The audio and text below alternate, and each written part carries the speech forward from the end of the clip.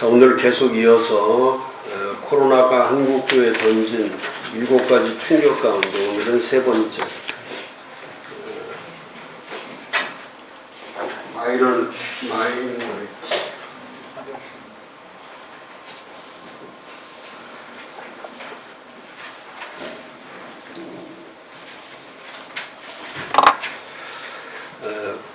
코로나보다 더 중요한 것은 코로나에 대한 성경적 이해죠. 지금 교회마다 혼란을 겪고 있는 것은 코로나 때문에 혼란을 겪는 게 아니라 코로나에 대해서 바른 개념 정리 또 바르게 의식 정리가 안 되기 때문에 문제가 되는 거죠. 지금도 교회나 목사님들이 대처하는 거 보면은 참 안타까운 게 많습니다. 저렇게 모를까? 이제 그 무지에 대해서도 많이 생각이 들고 또 잘못된 판단력. 정확한 팩트를 봐야 되는데 이제 정확한 것을 보지 않고 정보를 자꾸 보는 거죠. 정보를 듣는 거. 정확한 걸 봐야 되는데 이제 정보에 매달리다 보니까 그 판단력이 흐려지고 그 다음에 또 판단력만 흐려지는 게 아니에요. 그 대처 속도가 너무 느슨하죠. 안일하고 방치되고 방임되는. 사람으로 치면은 그거와 똑같은 거예요. 병이 한참 든 다음에 치료를 하려고 하니까 치료 비용도 많이 들고 고생도 더 많이 하고 그 다음에 회복력도 더 낮아질 수밖에 없는 거예요. 그 영어에 치료보다 예방이 낫다. Prevention is better than cure라는 그런 말이 있는데 치료를 하는 것보다 예방이 훨씬 더 중요하죠. 근데 사람도 마찬가지고 조직도 마찬가지고 교회도 마찬가지고 정부도 마찬가지고 그 예방의 시간을 놓쳐버리면 그 치료의 비용이 한없이 많이 들어가는 거예요. 그리고 그 치료는 또 불가피해지는 거예요. 치료해도 이 코로나 우리가 보면서 알잖아요. 이 얼마나 많은 그 인력과 재정이 투입이 되고 또 아무리 시간을 이게 단축시키려고 해도 이 종식되지 않는 이유 중에 제일 큰 것은 아직도 의식 자체가 이 코로나에 대해서 국민들 한 사람 한 사람들이 이 코로나에 대한 자기 개념 정리가 안 돼 있기 때문에 이 문제는 이게 속히 이게 종식되는 게 아니죠. 그래서 특히 목사님들은 이 통찰력을 가지고 다시 성경적 개념을 이해하고 코로나에 대한 하나님의 제가 그랬죠. 이건 재앙으로 몰고 가지 마라. 재앙이거나 어떤 징벌의 문제가 아니라 이건 하나님의 경륜과 하나님의 일하심이 있는 거다. 하나님의 경륜, 하나님의 뜻이 어디 있는지 그걸 분별력 있게 봐야 돼요. 자꾸 끝으로 몰고 가면 안 돼요. 이게 뭐 재앙 왔으니까 이제 더 이상 끝났다. 아닙니다. 이건 재앙의 문제가 아니라 하나님의 일하심의 문제이기 때문에 아직도 교회를 통해서 하나님이 하실 일이 많단 말이죠. 근데 여기서 포기하고 여기서 마치 이런 문제들에 의해서 교회가 셧다운 된다라고 하는 그런 생각을 갖고 가면 안 되죠. 자, 오늘은 세 번째로 만약에 이제 현장 예배나 현장 교회, 이제 공적 교회가 약화되면 그 다음에 한국 교회는 이제 마이너리티로 가는 거죠. 소수 집단. 엄청나게 위험한 겁니다. 그동안 한국 교회는 소수 집단이 아니라 중심 집단이었죠. 중심의 역할을 했어요. 나라가 어려울 때, 또 사회가 어려울 때 뭐 청와대에서 뭐 어려움이 있으면 언제나 교회가 목사님들이 그 자리에 가서 같이 의논도 하고 또 대화도 나누고 수시로 그런 일들이 있었고, 또 한국 교회가 전체적으로 뭐 기도도 같이 하고 또 어려움도 같이 하고, 또 우리가 늘 어려움이 한국 사회에 어려움이 있을 때 한국 교회가 그 물심양면으로 모든 걸 다 지원을 했어요. 그래서 협력 체제로 갔어요.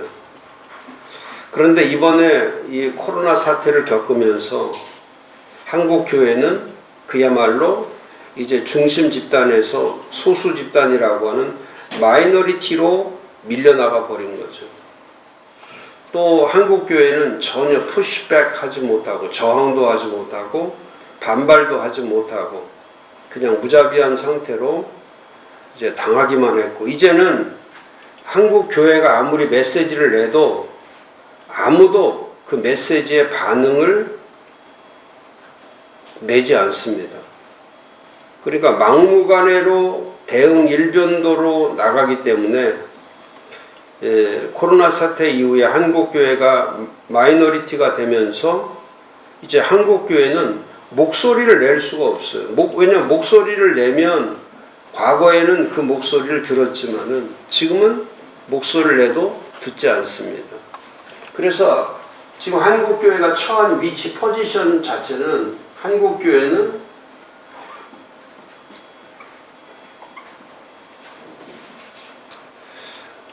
한국 사회로부터, 한국 정부로부터 한국 교회는 이미 이제 소외가 되어버린 거예요. 이제 소외가 됐습니다. 그래서 함께 이렇게 인볼브가 되어서 어느 자리에 목사들이 그 자리에 있는 게 아니라, 이제 텔레비전에 이렇게 목사들이 나와도 정상적인 목사들이 나와서 패널이 되고 정상적인 목사가 나와서 청와대에 가서 얘기하고 그런 게 아니에요. 완전히 마이너리티가 된 그 상황에서 또 그 교회와 기독교에 대해서 반대쪽에 있는 사람들, 이런 사람들이 대화의 상대자가 되고, 그러니까 한국 교회는 이미 모든 곳에서 이제 소외 그룹이 되어버린 거죠. 그 다음에 또 하나는 한국 교회는 네트워크가 마비가 되어 있는 거예요. 연결되는 게 없어요. 방송과 뭐 문화, 뭐 정부와 이렇게 연결되어 있지 않아요. 전부 다 마비가 되어 있는 거예요. 네트워크가 마비되어 있는 거예요. 그러니까 원래 이 교회는 언제나 이게 소통기관인데, 의견을 나누고 의견을 함께 할 수 있는 소통기관인데, 이제는 교회 자체는 이제 마비가 돼 있으니까 자연적으로 이제 독립된 상태로 갈 수밖에 없는 거죠. 그 다음에 이제 목회나 전도 환경이 매몰되거든요. 목회할 수 있는 환경이 안 되는 거죠. 전도 못 한다고. 그런 것들이 다 매몰이 돼서 이게 마이너리티가 되면, 목사님들이 이게 지금 코로나가 3개월, 4개월 만에 한국 교회는 전적으로 지금 소외 그룹, 마비 그룹, 이 매몰 그룹으로 몰려버렸기 때문에 이게 이제 가속화가 되니까 중심 집단에서 소수 집단으로 밀려가면서 자연적으로 교회 안에는 이렇게 되면은 이제 교회는 자연적으로 또 그 교회 안에 나쁜 것들이, 악순환적인 영향들이 이루어지는데, 그게 뭐냐면 이제 교회 안에 이 세속화가 시작됩니다. 내부적 세속화. 그러니까 소외되고 마비되고 매몰되면은 자연적으로 이게 이제 소통되고 이게 잘 연결될 때에 세속화가 아니라 이제 교회의 본분을 찾아갈 수 있는 건데, 지금은 이제 교회 본분을 상실하니까 목사님들도 마찬가지예요. 예배 한 3, 4개월 안 드리고 기도 안 하고 그 다음에 목회 안 하고 신방 안 하고 전도 안 하고 이런 거 전부 다 안 하면 자기도 모르는 사이에 본인도 소수 집단이 되어서 내가 아무리 해도 소용이 없구나 해서 본인이 이 영적으로 이제 세속화가 되는, 믿음 자체가 세속화가 되는 거예요. 믿음의 질이 나빠지는 거예요. 요즘에 그렇잖아요. 목사님들이나 성도들이나 전부 다 믿음의 질이 아주 나빠진단 말이죠.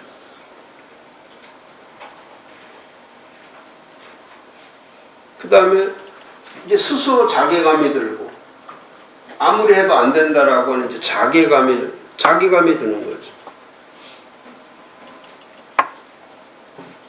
지금 교회는 나오고 있지만은 기쁨과 감격과 감사 이런 것들이 넘쳐서 나오는 게 아니라면 마지못해서 마지막에 이제 끈앞을 하나 잡고서 그냥 가는 거지, 뭐 거기에 감동이 있고 감격이 있고 뭐 열정이 있고 뭐 기쁨이 있고 예배 속에 뭐 은혜의 눈물을 흘리고 막 이러는 그런 시간은 이미 이게 영적 자괴감이 와 있기 때문에, 이미 마이너리티가 되면서 국가와 사회와 여론과 언론에 의해서 밀려가면서 교회의 중심축이 이제 바뀌었기 때문에 이제 변두리 교회로 가버렸으니까 이제 변두리에서는 소리쳐도 아무도 듣지 않으니까. 그래서 저는 지금 계속 제가 메시지를 내도 이 메시지에 제가 1월 셋째 주부터 계속 메시지 내는 이유가 그거는 메시지를 내면 듣게 만드는 거. 막 들어야 된다. 듣지 않으면 그러면 이제 세속화되고 이제 자괴감을 갖다가 그 다음에 탈선하는 거예요. 그 다음에 이제 탈교회가 되어버리는 거예요. 스스로 탈교회가 되는 거예요. 누가 막 공격해서 탈교회가 되는 게 아닙니다. 마이너리티로 소수 집단으로 가버리면 그냥 탈교회가 되어버리는 거예요. 그래서 이런 전체, 이 총체적인 믿음 자체의 그 믿음의 질 자체가 이제 격화되기 때문에 낮아져 버려요. 그러니까 이제 깨져버리는 거예요. 지금이 영적 공황 상태잖아요. 영적 공황은 영적 무정부 상태, 영적 공황 상태. 한국 교회는 지금 영적 공황 상태에 들어와 있고, 공황 상태와 들어가 있다는 것은 이 규칙이 없어지는 거예요.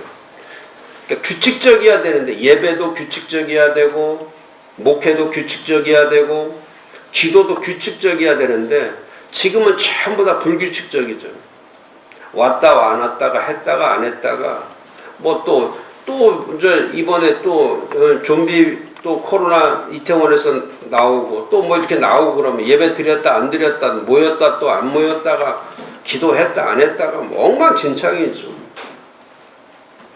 그리고 영적 공황 상태가 되면은 규칙이 무너지는 거예요. 그러니까 규칙이 무너지면은 그건 자연적으로 그는 영적인 그 상태 자체가 그 잘못되는 거죠. 그 영적 환자들이 많이 나오는 거예요. 영적 환자들이 고칠 수 없는 그 영적 환자들이 그런 악순환들의 이걸 고리를 끊어버려야 되는데 이걸 끊지 못하고 아직도 그냥 질질 끌려가서 제가 지난주에도 말씀드렸잖아요.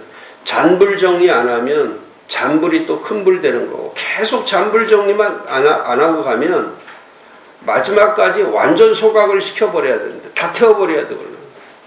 한 번에 다 그냥 태워버려야 되는데 그냥 신용만 하다가 또 가는 거예요. 기도하는 척 하다 가는 거고 예배 드리는 척 하다 가는 거고 그냥 목회하는 척 하다가 가는 거예요. 그 다음에 또 죽은 줄 알았는데 또 그분이 또 살아나고 또 살아나고 또 살아나고 그래서 결국 다 태워버리는 거예요. 이 한국교회가 한 목소리를 내면 살 수 있거든. 근데 이게 목소리가 저마다 다 다르니까 다 잘났고 다 똑똑하고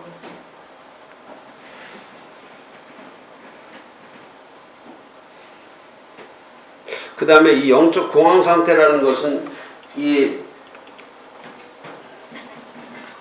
제한점이 있어야 돼. 제한적이어야 되거든요. 제한점이 있어야 되는데 이 제한점이 없다는 것은 뭐냐면 이 브레이크가 없는 거예요. 그냥 하고 싶은 대로 다 하는 거예요. 목사님들이 하고 싶은 대로 예배 안 드리고 싶으면 안 드리는 거고 교회 안 나가고 싶으면 안 나가는 거예요. 이 브레이크가 없는 거예요. 그러니까 브레이크가 있는 사람은 이 공황 상태가 안 되거나 딱 어느 선에 딱 가면 스탑 멈춰 있거나 거기에 더 이상은 더 나빠지는 길로 가지 않는단 말이에요. 근데 영적 공황이 오면은 이 브레이크가 없기 때문에 길도 아닌데도 막 가는 거예요. 그게 그 길로 가면 죽는 거예요. 그 길로 가는 죽는 건데도 그게 죽음의 길인지 사망의 길인지 그게 악의 길인지를 모르고 그걸 선택을 해서 그쪽으로 가버리는 거예요. 이게 브레이크도 없는 제한점이 없기 때문에 이 컨트롤 타워가 없을 때는 그런 거잖아요. 그래도 제가 우리 여기 연구소 나오시면 목사님들에게 좀 싫은 소리하고 제가 이렇게 하는 이유는 뭐냐면 브레이크가 작동을 해야 자동차가 뭐 무한질주하면은 그 100% 사고 나는 거죠. 100% 사고 나는. 화요일 날도 제가 대전 내려갈 때도 사고 몇 건 나고 고속도로에 사고 몇 건 나고 올라올 때도 뭐 몇 건 나고 시간이 얼마나 걸리는지. 그래 보니까 뭐 1차선에서 오중 충돌이 났는데 그 오중 충돌 난 것이 그게 뭐 운전을 잘못한 게 그게 아니에요. 그냥 브레이크를 안 밟는 그냥 악셀에다만 밟고 가는 거예요. 그냥 악셀에다. 그러니까 앞에 사고 나면 두두두두 브레이크 밟아주면 되는데 그냥 뭐 딴짓하다가 두두두해서 오중 충돌 나니까 뭐 앞에 뭐 1시간 이상을 그냥 뭐 길바닥에 그냥 서 있어요. 그게 교회 형상이 그런 거나 브레이크 밟을 때 알만로 주면은 그게 그냥 교회 마비되는 거예요.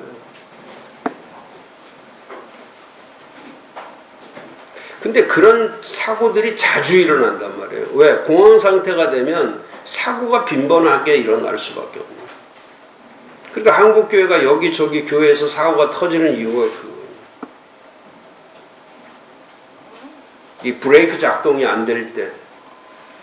목회를 할 때는 목회라는 게 왜 전부 은혜 목회만 있는 게 아니라 왜 권면과 훈계가 왜 있습니까? 그게 브레이크 작용을 해주는 거구나. 근데 지금은 권면이 사라지고 훈계가 사라지기 때문에 이 교회가 권증과 권명과 훈계가 사라지면 그 교회는 무한질주로 가기 때문에 그 교회는 견디지 못해요.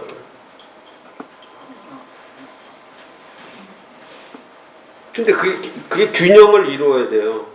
항상 말씀의 균형과 이 권증과 권면의 균형이 같이 가야 그게 사도행전이거든요. 사도행전이 참 잘 돼 있는 것이 강한 드라이브만 있는 게 아니에요. 강하게만 돼 있는 것이 아니라 이쪽에 그 강한 것을 더 힘있게 만들어 주는 것이 뭐냐면 그 약한 기능을 자꾸 살려주는 거예요. 근데 사회교육은 그렇지 않아요. 공부 잘하는 애들만 끌고 가고 응? 금수저들만 끌고 가는 거지 흙수저나 좀 못 따라오는 애들은 그냥 내버려 두고 가는 거거든요. 근데 교회는 그렇지 않아요.